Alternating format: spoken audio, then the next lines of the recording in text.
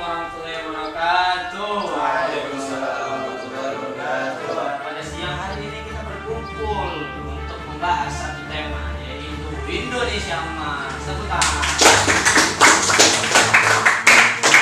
Jadi kita di sini akan menghadirkan narasumber, yaitu Randy Agustin. Mana kita akan meminta kepada beliau penjelasan apa itu tentang Indonesia Emas. Silakan Bapak Randy. Assalamualaikum warahmatullahi wabarakatuh. Waalaikumsalam warahmatullahi wabarakatuh. Indonesia Emas adalah rencana daripada Kementerian Bappenas dan Perencanaan Pembangunan Nasional dan dengan kesetujuan dengan menteri-menteri yang lain dan juga Presiden Joko Widodo untuk menyusun RPJPN, Rencana Pembangunan Jangka Panjang Nasional Indonesia Emas tahun 2025 sampai 2045. Yaitu adalah pelaksanaan misi Indonesia Emas yang telah disebutkan pada video YouTube yang telah diupload oleh Bappenas. Di antara rencana-rencana PRPJN ini itu adalah menciptakan peluasan SDM dan juga meningkatkan kualitas sumber daya manusia. Oke. Jadi gimana dengan pendapat para audiens tentang Indonesia Emas ini? Apalagi dengan waktu yang kira-kira 20 tahun lagi, apakah Indonesia bisa mencapai? Kalau saya sih, dari pendapat saya pribadi, saya setuju. Karena kenapa? Karena kebanyakan pembangunan di Indonesia ini jangankan dengan jarak 20 tahun. Kita lihat pembangunan di Jakarta dengan masa penjabatan Gubernur Anies Baswedan, hanya dengan jarak 5 tahun, Anies itu bisa memajukan kota Jakarta. Apalagi ini dengan jarak 20 tahun untuk kita membangun Indonesia Emas, yang mana di situ kita saling bekerja sama.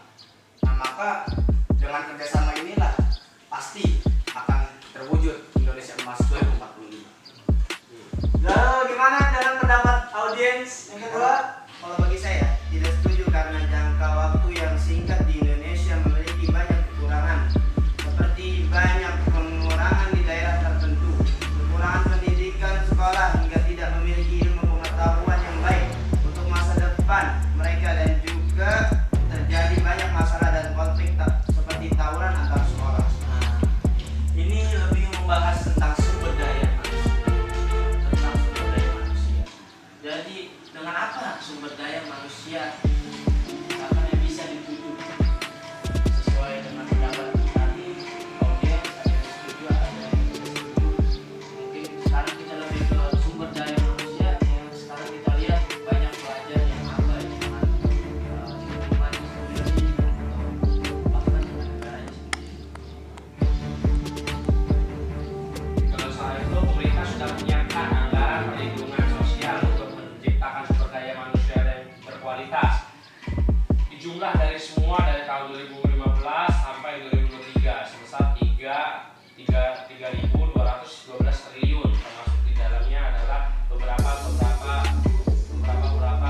yang telah dibangun, dan juga untuk remaja yang yang abai dengan peraturan atau dengan pelajarannya, maka kita akan membangun program reskilling atau upskilling, yaitu meningkatkan skill remaja dalam mengelola sumber daya alam dan menjadikannya sebagai sumber daya manusia yang sangat berkualitas. Oke, jadi gimana dengan apa namanya yang telah dijelaskan oleh Bapak ini tentang sumber daya manusia? Kalau saya sih, ya, pendapat saya,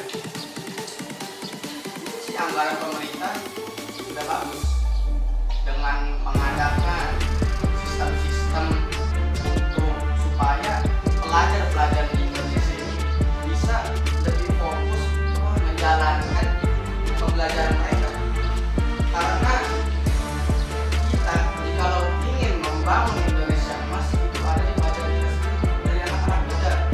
Maka jika anak mudanya saja tidak diurusi, kita hanya mementingkan yang tua-tua, kita tidak peduli kepada yang muda, kita tidak memperhatikan.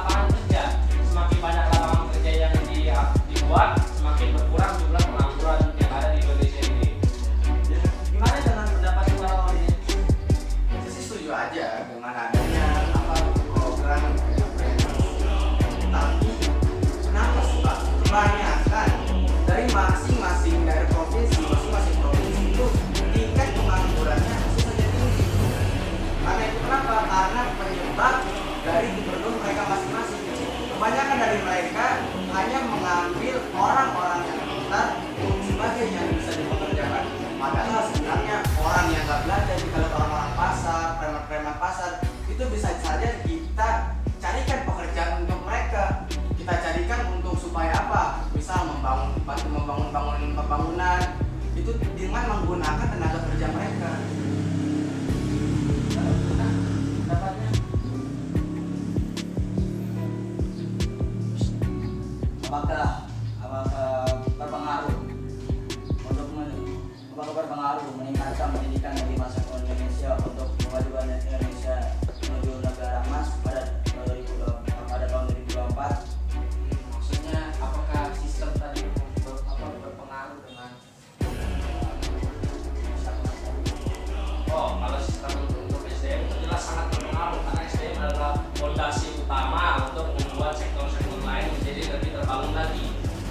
Karena dengan SDM kita bisa membangun pembangunan ekonomi. Dengan SDM kita bisa membangun pembangunan pertahanan dan juga ekologi, yaitu ekonomi yang ramah lingkungan dan juga pembangunan teknologi yang ada di Indonesia. Oke, jadi kita menyimpulkan di sini bahwasannya Indonesia emas akan